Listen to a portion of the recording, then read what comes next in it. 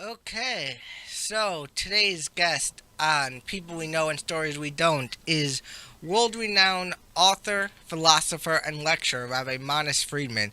It is a pleasure and an honor to have you on the show today. How are you doing, Rabbi? I'm Baruch Hashem, Ex- obeying all the rules of quarantine. Excellent. So, to begin, tell us your background. Where do you come from? The planet Krypton.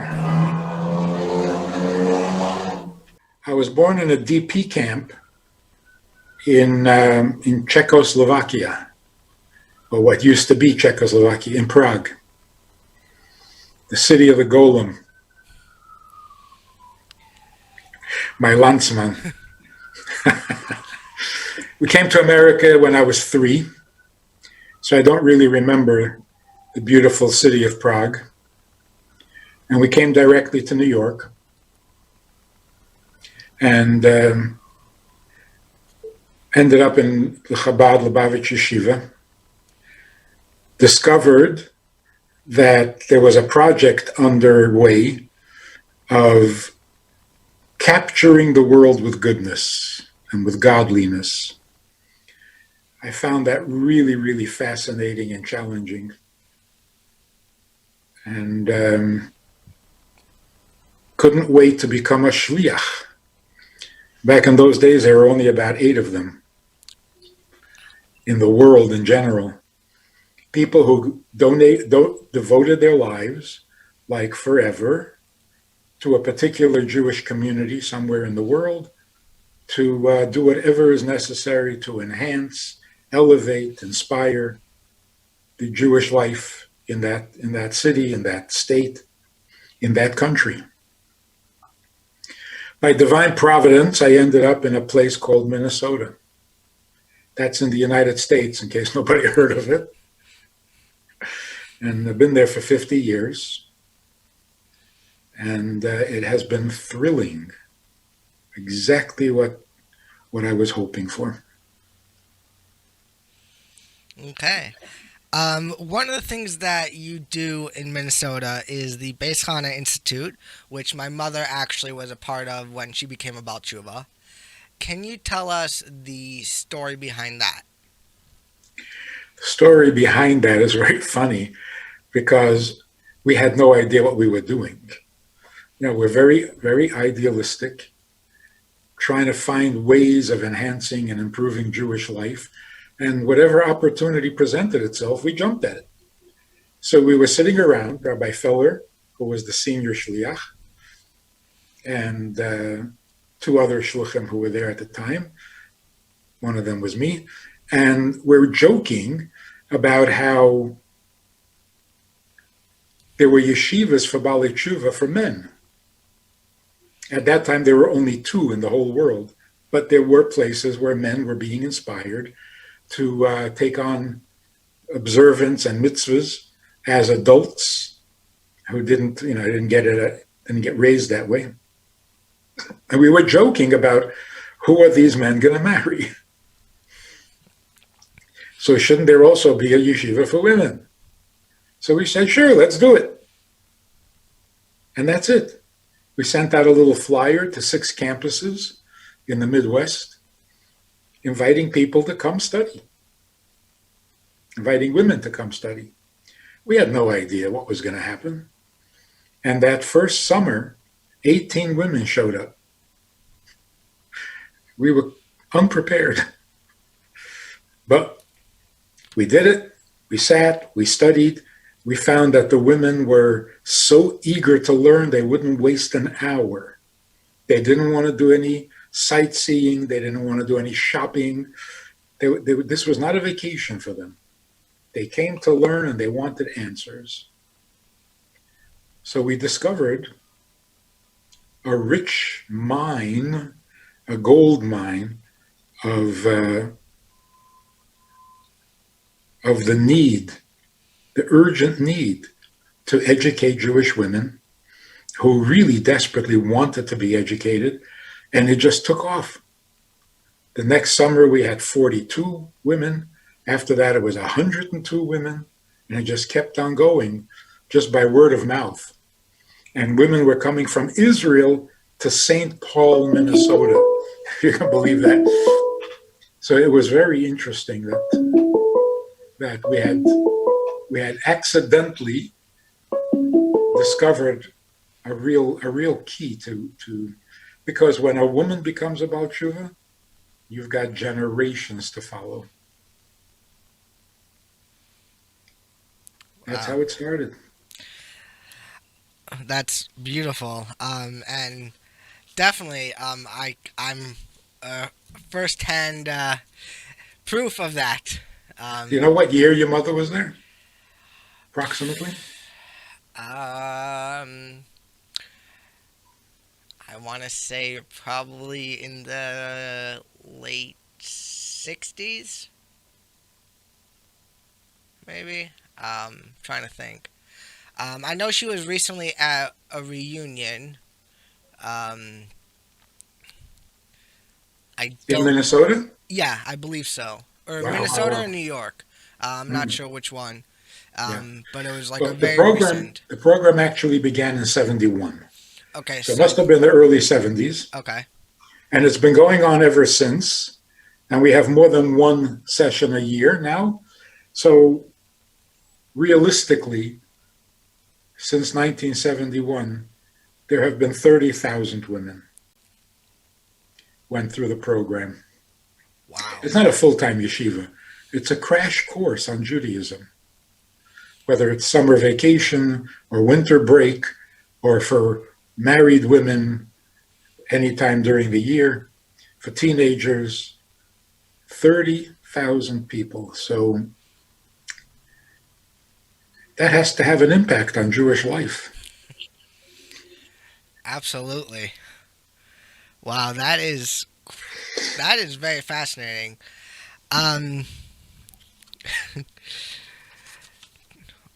wow, I can't get over that number. That's insane. To think all the generations that are. I mean, those people have grandkids and possibly great grandkids by now. Yeah, so the teenagers who are coming to the program are the children of those women who came back in the 80s. Wow. Yeah, so it's beautiful to see that happen. Um, so how did you get started as the lecturer, philosopher, author?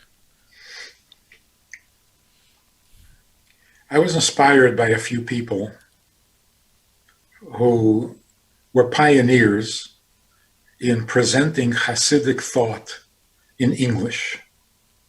I thought that was wow. That was so cutting edge. That was so modern just to be able to speak it in English. And this was before the world was flooded with Chabad houses, and it was pioneering work.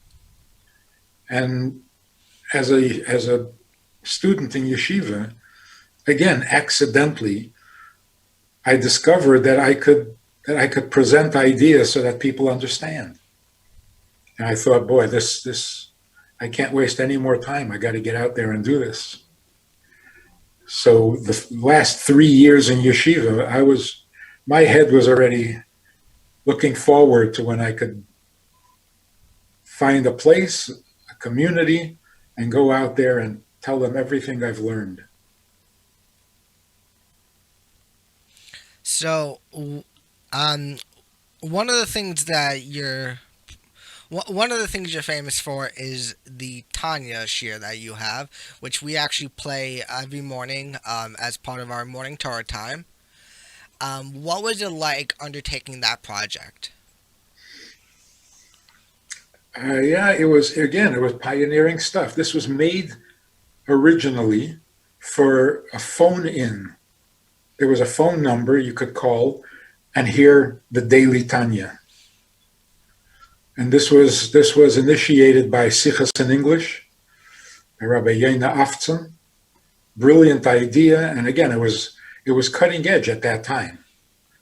To have hundreds of people calling in a number, that was pretty innovative. So it was a long time ago, And the challenge of daily preparation and have the daily Tanya presented,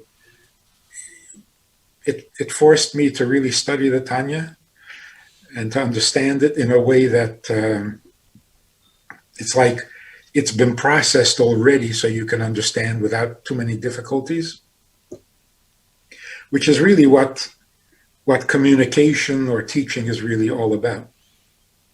You have to really internalize the topic, the subject, the ideas, work them through so that there are no gaps and there are no kinks, and it's all ready to be digested.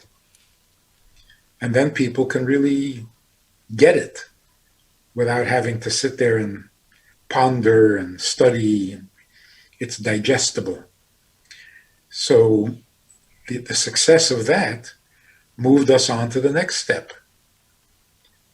Every time we discovered that people really benefit from learning Chassidus, it just whetted the appetite to teach more, make more available, reach a greater audience.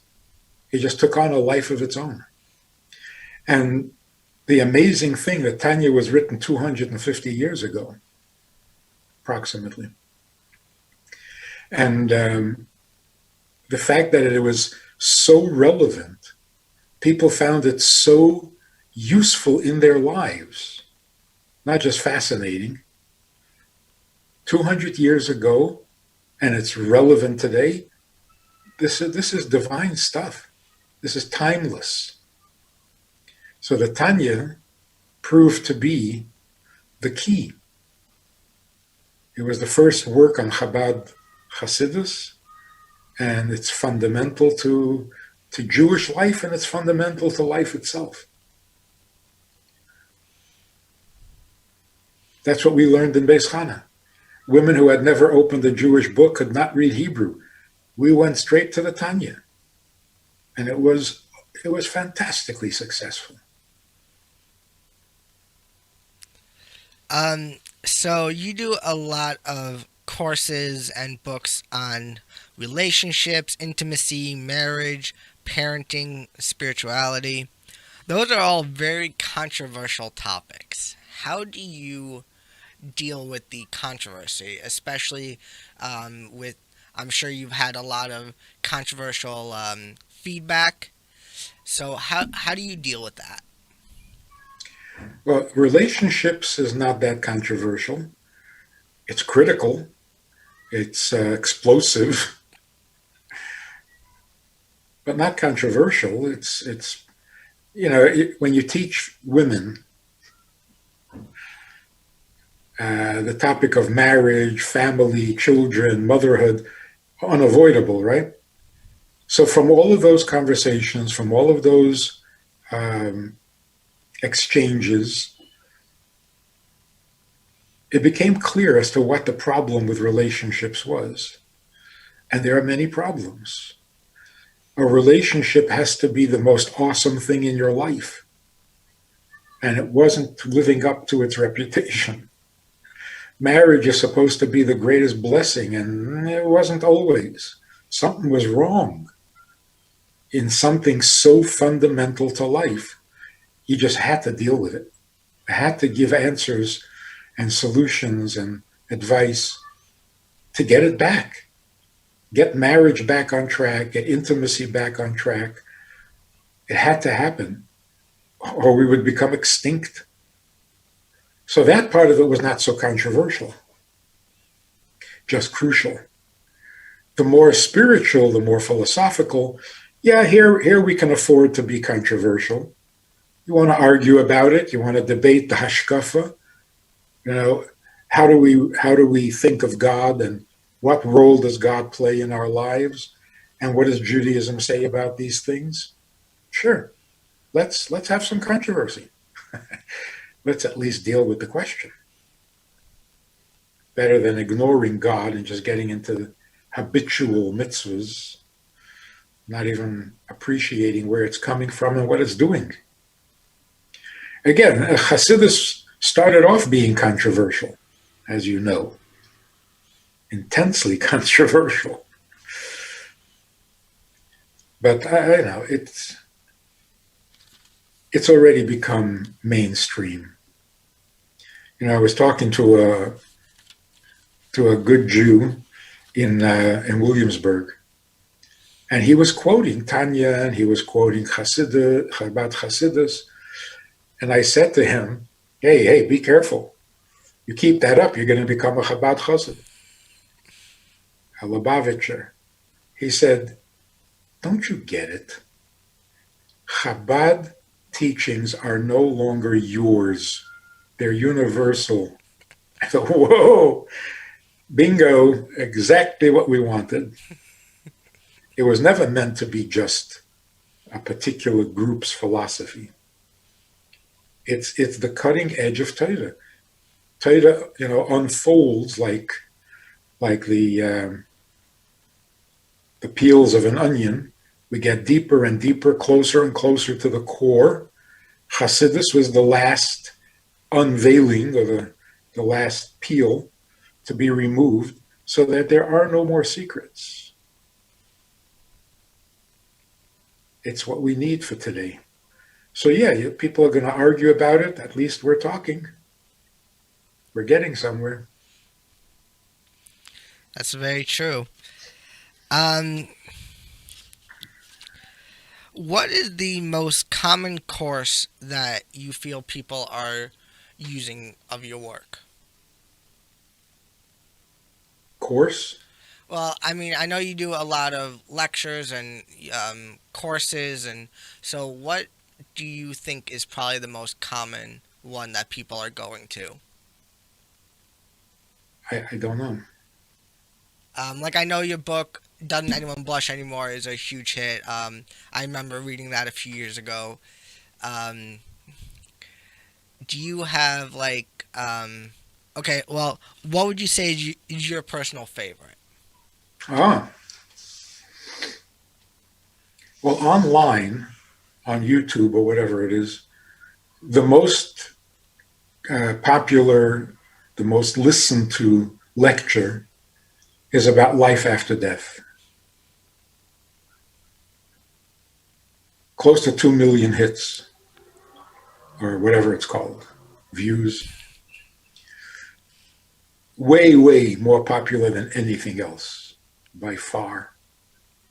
So obviously that topic is on people's minds. And I remember a young rabbi a young student from England came to the United States back in the late 60s. He was interviewing rabbis of all the different persuasions. I don't know if it was part of his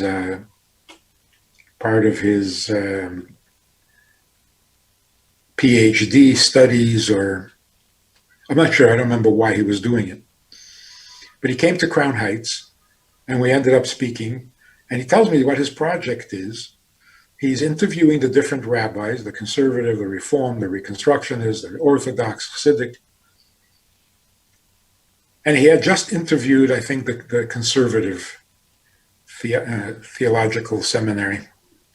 And he was really disappointed because he asked, "What is your view of life after death?" And they said, "We're working on it." He said, "Your movement is 80 years old and you don't have an opinion on life after death? You can't call yourself a religious school." And he walked out. If we don't have an opinion about where we're coming from and where we're going, don't call yourself a philosophy, don't call yourself a theology. That's like 101. So it looks like people really, really need to know this and are fascinated by it. So that online is the most popular by far. The pre-marriage boot camp is a course that we gave. That's really popular. People are worried. They want to get married. They see many, many marriages failing around them, and they want to get off on the right foot. They want to enter the marriage with their head on straight. I just went from the foot to the head. So that is in big demand as a course. And then the most controversial subject, which is my favorite, is how invested is God himself in his creation, with his people, and with the mitzvahs that he gave us. Big controversy, because the traditional thinking has always been that God is infinite, all-knowing, all-powerful, invulnerable, and cannot need anything. So whatever he asks for, he doesn't need it.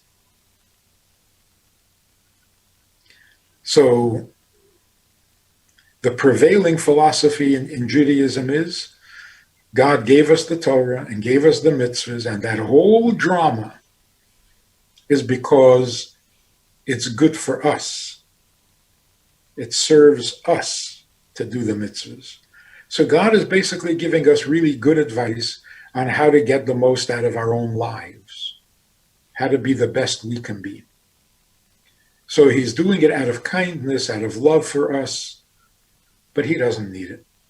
So he's not affected whether we do the mitzvah, don't do the mitzvah. We're affected.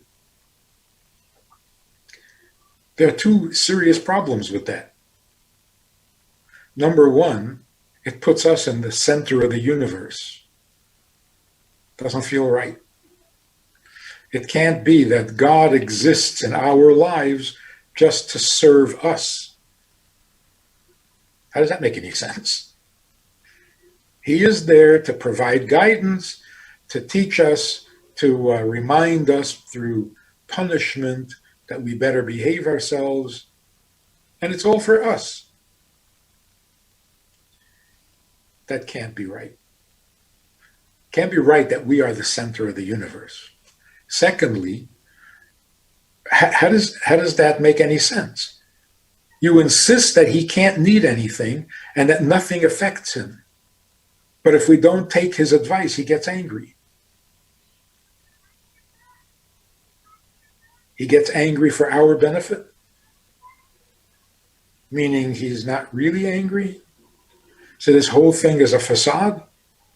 Doesn't really get angry, doesn't really care whether you do the mitzvah. It doesn't really give him pleasure if you do. It doesn't bother him if you don't. You're making God completely irrelevant in your life. And here's the main problem. If it's not essential, absolutely imperative for him that the mitzvahs be observed, because he is unaffected, he is invulnerable, you can't touch him, you can't reach him, you can't move him. How does it make sense to have a mitzvah to love him? Big mitzvah, right? Love him with all your heart, with all your soul, with all your might. How do you love someone that is completely unaffected by you? First of all, it's totally one-sided. If you say, no, he loves you back. Oh, he loves you. What happened to being invulnerable and unreachable and unshakable? And so this whole thing is just a mess. To put it in controversial terms, people who are frum, but are convinced that God doesn't need your mitzvah, this is religiosity without a God. I'm keeping mitzvahs because it's good for me. So what role does God play in this? Well, he gave us the Torah. Yeah, that was 3,000 years ago. Thank you very much. And now we don't need him anymore. We got it. Now it's all about me. That was not what Yiddishkeit is meant to be under any shita or any philosophy. That's just not acceptable. So we have to bring God back into the picture.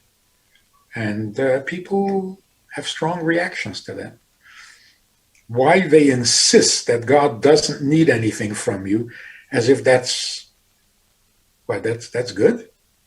That's inspiring. But slowly, people are catching on. In fact, let me tell you this really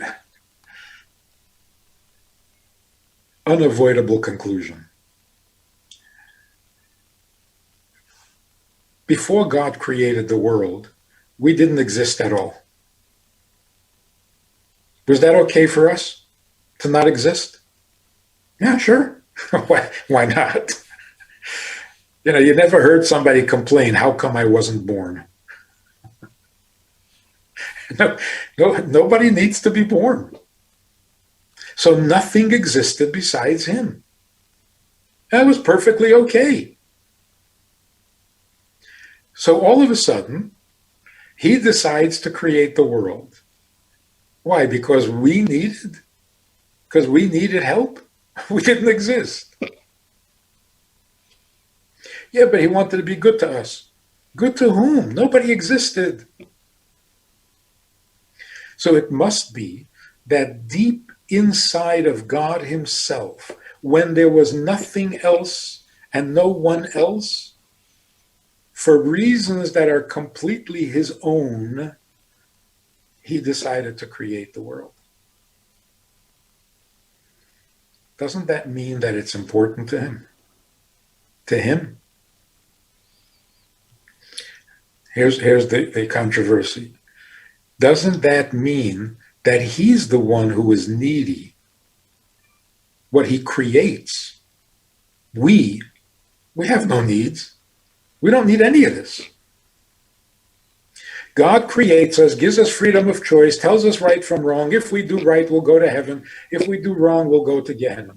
I don't care. I don't need any of this. I don't need to go to Gan Eden. Don't create me. We don't need this. So how is it that I am the one who's needy and he has to come and help me and save me and teach me and raise me, but he needs nothing? It doesn't make any sense.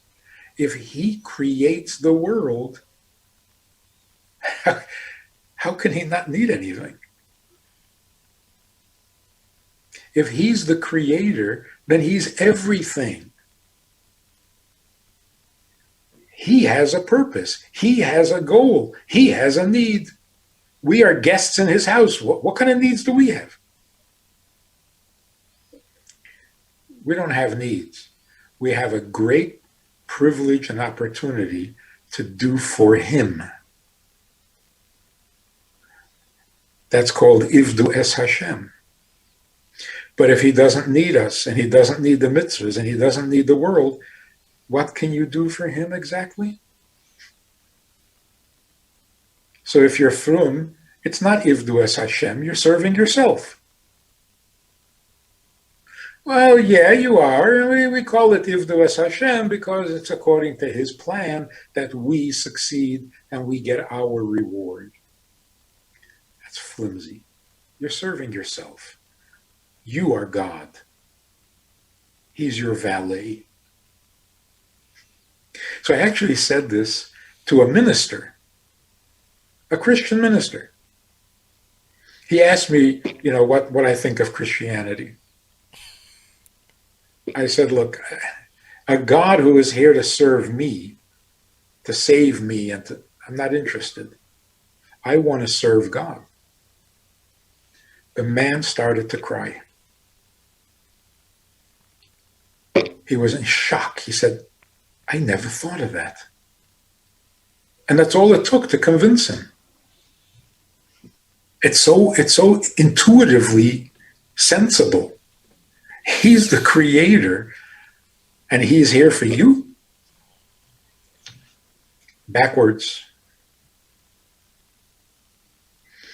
Yivdu Es Hashem is for real. Every mitzvah is crucial to him. Every sin is horrible to him. And we are here for him. That's what Hineni means. Hineni means I'm here for you. Otherwise, I don't need anything. That's Yiddishkeit. The core, the heart, and the essence of Yiddishkeit. Hey, that was a long answer. Sorry about that. That's okay. But you said, what's my favorite? Well, you get carried away with your favorite. Um, what is your most memorable experience? Ooh, ooh, ooh, ooh, ooh, ooh, ooh. Off the top of my head, because there's so many to choose from, it was online and became very popular. Uh, Speaking to a woman in Argentina about a tragedy that she suffered, from which she was severely depressed. So I'll give you the short version. I came into to the apartment where she lived. She hadn't left the apartment in over 6 months, refused, wouldn't talk to anybody. And somehow they convinced her to talk to me, from out of the country, somebody different. Anyway, so she tells me about the tragedy. 19-year-old son died in a car accident. Now, when I walked in, it was like walking into a grave. She had quit on life. There was no life in her eyes, in her voice, in the color of her skin. She was not among the living. I mean, severely depressed. She finishes telling me how great and wonderful her son was. Exceptional. It's like only the good die young. He was a special person. So I don't know what to say. I said, "That's incredible. What a special guy. And you had him for 19 years." She didn't like that. That was not consoling. So in desperation, I said, "You're depressed because it came as a shock. Healthy, one moment, gone the next. But imagine if there hadn't been a shock. If God had come and said, there's a neshama that needs to have 19 years of life. He has to be born for 19 years. And I'm looking for someone to be his mother." If God had said to you up front, no surprises, "I want you to be the mother of this boy for 19 years," would you have accepted? Would you have agreed or not? And I was sure that she would say yes. She said, "Absolutely not." So without thinking, I said, "Oh, then it's a good thing he didn't ask you." The flood of tears that opened up, the sobbing, the pain that came out. In 20 minutes, she came back to life. I saw it happening in front of my eyes. She came back to life in 20 minutes. That's got to rank big of all the conversations, of all the exchanges with people. 30,000 women in Bais Chana. This got to be really up there in the power and the beauty and the awesomeness of that whole.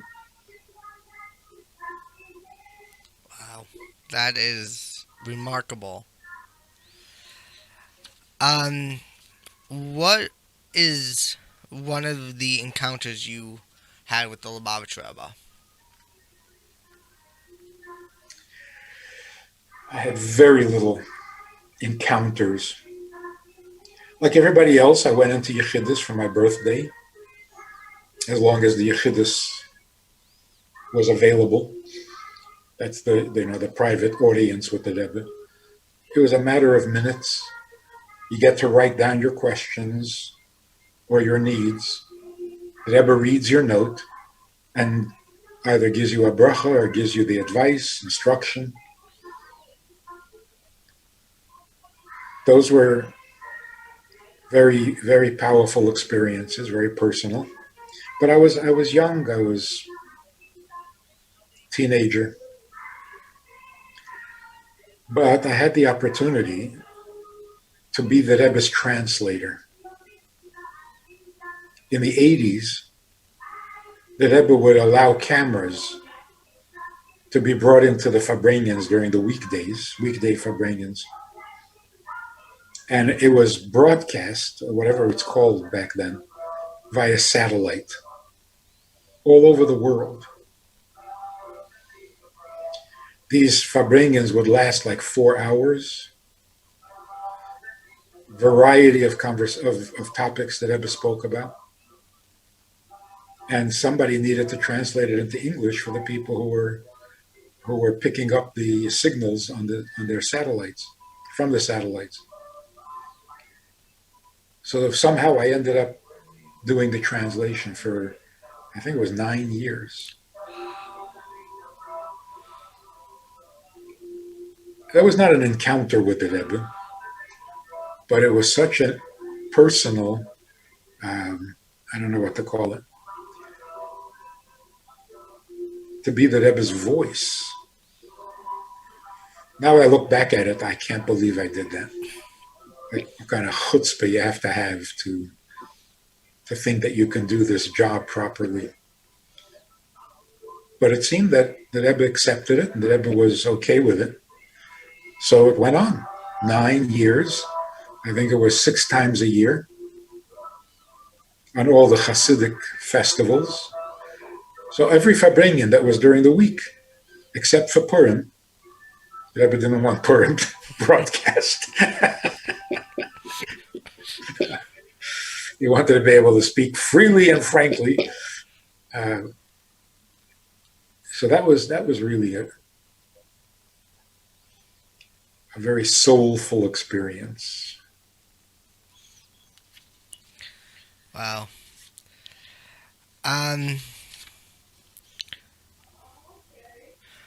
What would you say is the most common question that people ask you?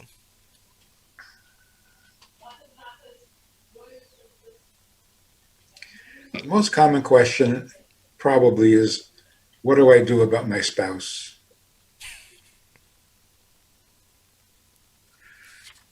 What do I do about him? And what do I do about her? It's not surprising. You can't get away from it. You got to make it work. I think people who ask that question deserve credit. They're willing to do what it takes. Well, eventually they're willing to do what it takes.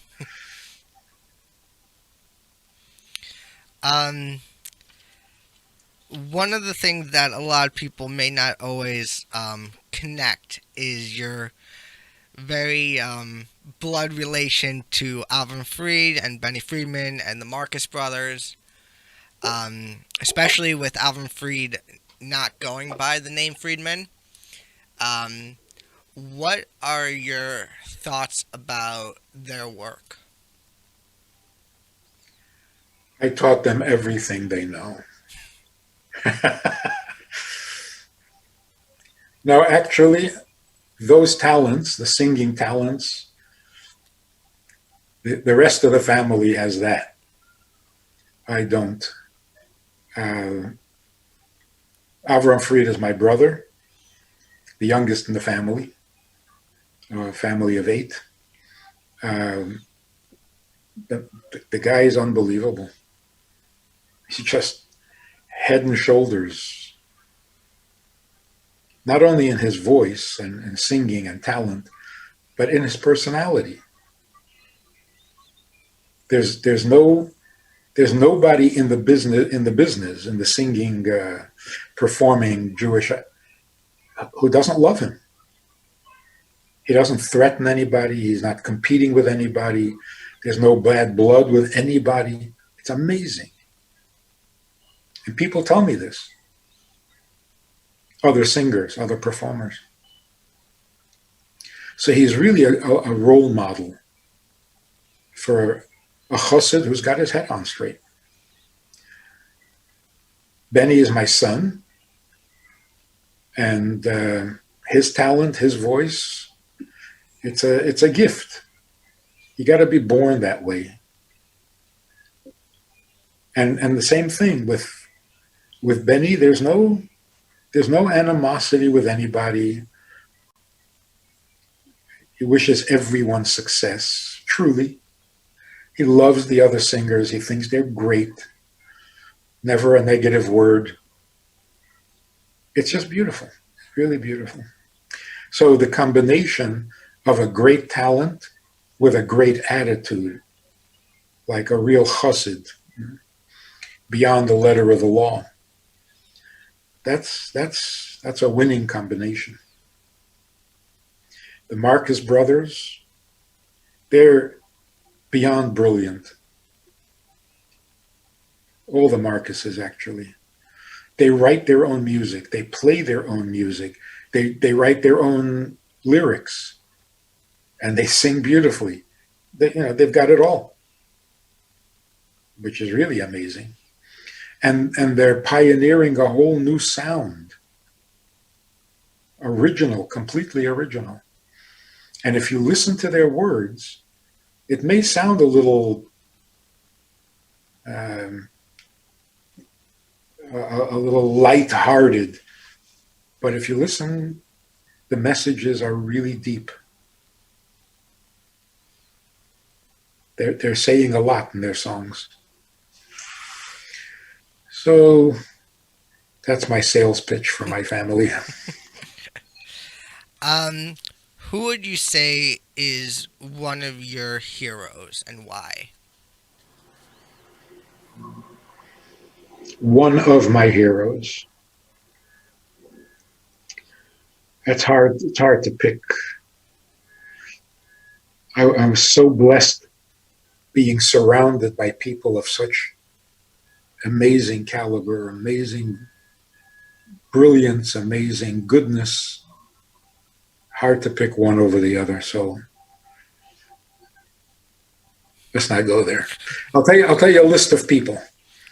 The Rosh Hashiva I had in Montreal, my brother-in-law, Oliver Shalom, who basically introduced me to what Chabad was all about when I was a young boy, before he was my brother-in-law.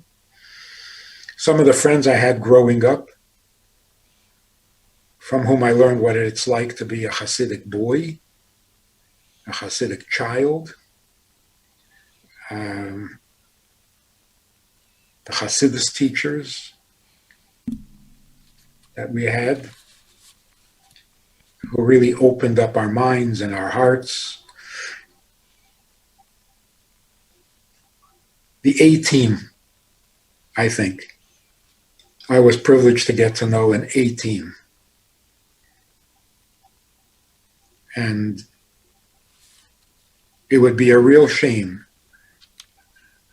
to have all that precious treasure stuff and not put it to good use and not share it with everybody else. That would be a crime against humanity.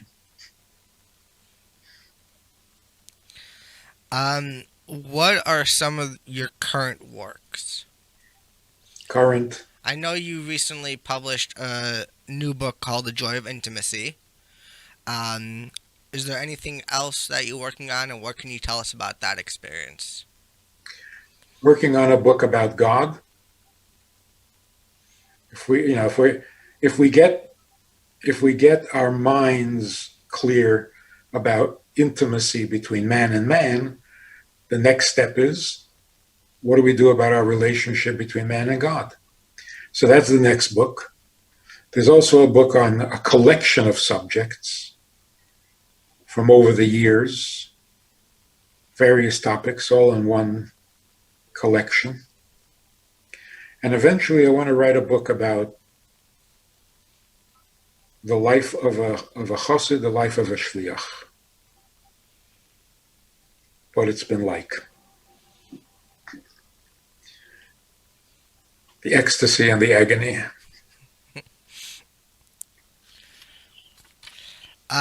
What are your thoughts on this whole COVID-19 situation, the stay-at-home orders, and especially being someone that deals with a lot of topics on relationship, of people being stuck in quarantine together, especially newlyweds that are getting married during this situation and they can't do anything but spend their time together, usually in a small new apartment.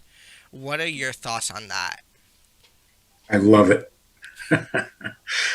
Without viruses and without a threat of dying of a horrible disease, newlyweds should spend all the time together. What could be better? In fact, not only newlyweds. I think it's a really big blessing that we were forced to stop running away from home. Stop running around. Go home where you live, where your life happens. We until 2 months ago, we had created and developed and morphed into such a ridiculous lifestyle, looking back at it. But 2 months ago, we thought it was normal. How horrible is it? Imagine if children would hear from their parents. You overhear your parents talking. Imagine. And you hear your parents saying, how do we get the kids out of the house? I can't stand it. Why isn't school all day and all night? Where can we go to get away from the kids? Can you imagine children hearing that? What chance do they have of growing up healthy? Without actually saying that, we were conveying that message to our children. Why did we go out to eat? Why did we go out to sports events? Why did we go out shopping? Why did we go out traveling? Why did we hop on a plane? To get away from the kids, from the home, from the cramped life of family. Children must have sensed it. Look, when people were told that they're going to have to stay home, you probably remember, everyone was saying the same thing. Home with the children for 24 hours? No, we can't do that. That's crazy. It's not going to be nice. It turned out to be very nice. Children love to be home. Parents surprised themselves, discovering that they actually like to be with their children. Couples who really were not comfortable with each other and needed to escape from each other constantly, once they got locked together, they went a little deeper and found out that it's nice to have each other. But think of how horrible our lifestyle was before that. You panicked because you had to spend time with your own children? That scared you? You were horrified at the thought of having to spend time with your spouse? Boy, we were in bad shape. I hope we don't go back to that. So being at home for extended period of time has sobered us up. We've become a little more mature, a little wiser. We found our center. We know where we live, and we don't live in the office or in the workplace. We don't live on an airplane. We don't live in an airport. We don't live in stadiums or in dance halls. We found out where we live, and we like it. I like it. I don't know what I do when this is over. Haven't been outside in 7 weeks. And I don't mind. And thank God the internet That's another amazing thing. Do you remember the internet was considered the biggest evil in the world? Remember the big convention? What are we going to do with this internet? It's going to kill us. It's going to destroy us. It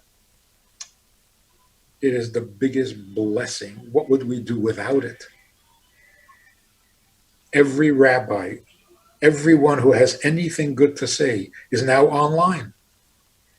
I mean, this conversation we're having now. The internet is the blessing that is no longer disguised. It's no longer hidden. It's exactly what we need under the circumstances. And once we see how good it can be, it'll continue to get better. It'll become the ultimate tool for teaching Torah and godliness and goodness. The junk is junk. Who cares?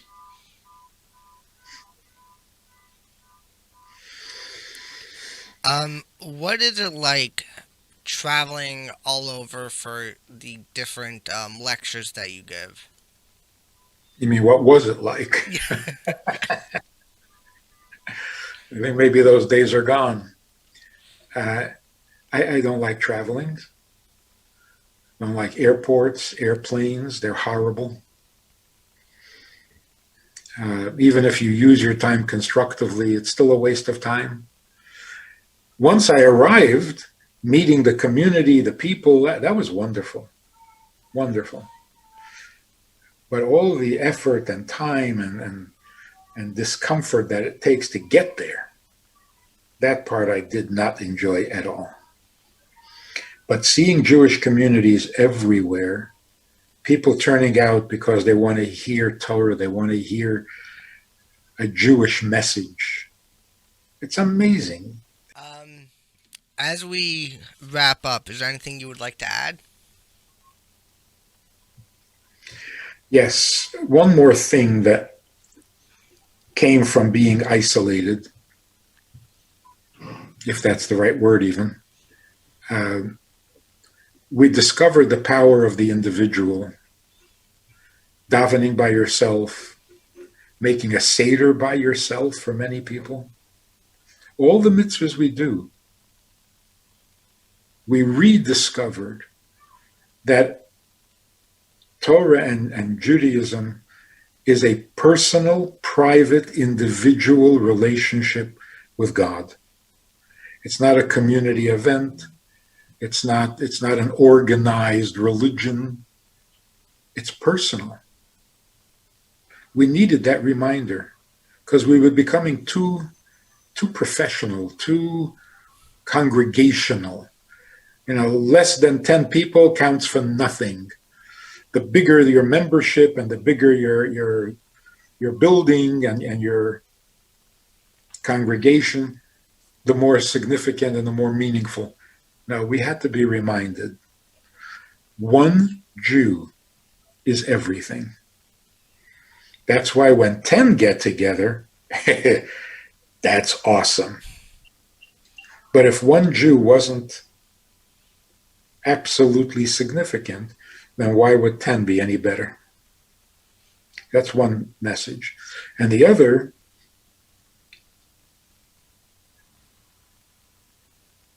every time we look around, the idea of Mashiach should become more and more realistic. The more we see the world properly, the more realistic Mashiach is. For example, when Mashiach comes, everybody will be good. That's a nice thought, isn't it?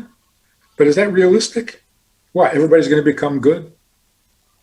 How? Why? So, well, it'll be so awesome, the shofar, everybody's going to hear the shofar. And in other words, it's going to be miraculous. Mashiach can't be miraculous. Miraculous means that nature is not holy and you have to have supernatural events to bring holiness to the world. That means we failed. That means we have not made this world into a dwelling place for God. We still need influence from outside the world to make things good. And that can't be. Mashiach is not a miracle. He doesn't do miracles, doesn't need miracles, because by the time Mashiach comes, nature will be good. It will be natural to be good. Sitting alone, having time to get to know yourself, people all over the world have become conscious and aware of the fact that they would really like to be better. It's true of every human being. Everybody wants to be better. Everybody knows how to be better. I know what I need to do to be better. In fact, I've been thinking about it for a very long time. Like 20 years ago, on Rosh Hashanah, I made a resolution to fix that thing in my life and to become better. And I repeated that resolution 20 years in a row. And I keep intending to do it because I really want to. And I know how. And it doesn't happen. Year after year, I look back and I say, wait a minute, it didn't happen. The potential we have is so much better than the reality we have. Why is that? And don't blame me. Don't blame the victim. Well, if you really wanted to, you would. No. There is something in the nature of the world that creates this big gap between what could be and what is, what should be and what is. They're universes apart. So the potential remains potential and the actual remains ordinary. The coming of Mashiach simply means people will all be as good as they want to be. Nobody's going to have to force them. Nobody's going to have to tell them. But this mishigas, this crazy condition that the potential doesn't become real year after year after year, that's golus. That's a messed up world. That's miraculous. But for people to be good the way they intend to be good, want to be good, and know how to be good, that's not a miracle. That should be natural. So that's what's going to happen. Mashiach will come, and this gulf, this distance between what could be and what is, will disappear. If I could be good, I will be good. If I want to be good, well, then I will be. Why not? What's going to stop me? So Mashiach coming and everybody becomes good makes perfect sense. Don't have to be religious. You don't have to have a leap of faith. You don't have to put your logic aside. It makes perfect sense. So much so that it's a wonder that it hasn't happened yet. If people all have good intentions, what's preventing it from happening?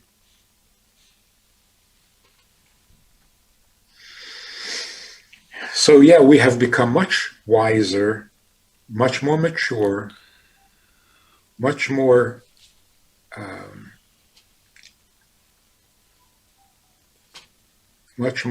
aware of how things should be. And now we don't want to go back. Schools are going to have to change dramatically. People don't want to go back to school as it used to be. Business, work, Nobody wants to go back to the old model. There was too much stress, anxiety, too much abuse, too much greed, too much competition. It was making people sick. It was making people sick. And nobody even noticed. The billions of dollars spent on antidepressants and anti-anxiety pills and uppers, and why do we need all that? Because we're living a life that is just plain wrong. So it creates stress. We don't want to go back to that. God forbid. It's actually scary to think that we once accepted that as normal. We were willing to live like that? Like since the 40s? What is wrong with us? Don't want to go back to that. Now that we've seen how ugly that is, we don't want to go back. So we're going to have much better schools. We're going to have a whole new way of making a living where people help each other instead of compete, where you go to work thinking, I'm going to do someone a favor, I'm going to help someone, I'm going to make someone's life better, not just rip them off for a couple of dollars. The world is going to be a nicer world, without a question. It's just that everybody should think, what can I do to make the world a better place? Does that sound a little Mashiach-dik? Yeah. Mashiach is not a strange mystical thought. It's what we need out of life, what we can make out of life. So that's the inspiration we can get from this whole experience. Sitting home, you can do amazingly powerful mitzvahs and change the world. By yourself, without traveling anywhere. A tiny mitzvah is a powerful mitzvah. Just like a tiny virus is a powerful negative, a tiny mitzvah is a powerful positive. And from personal experience, I'm talking to more people now than when I could get on a plane and go to a community across the ocean. I'm busier now than I was when I could leave the house. And I think I'm seeing things more clearly. So it's not just a silver lining, it's pure gold. If you take advantage of this whole mess, it's gold. It's something so vital and so necessary and so right that it's how come it didn't happen sooner? What were we thinking? Better world. Expect it and participate. Be part of it. Make the world a little better without leaving your house.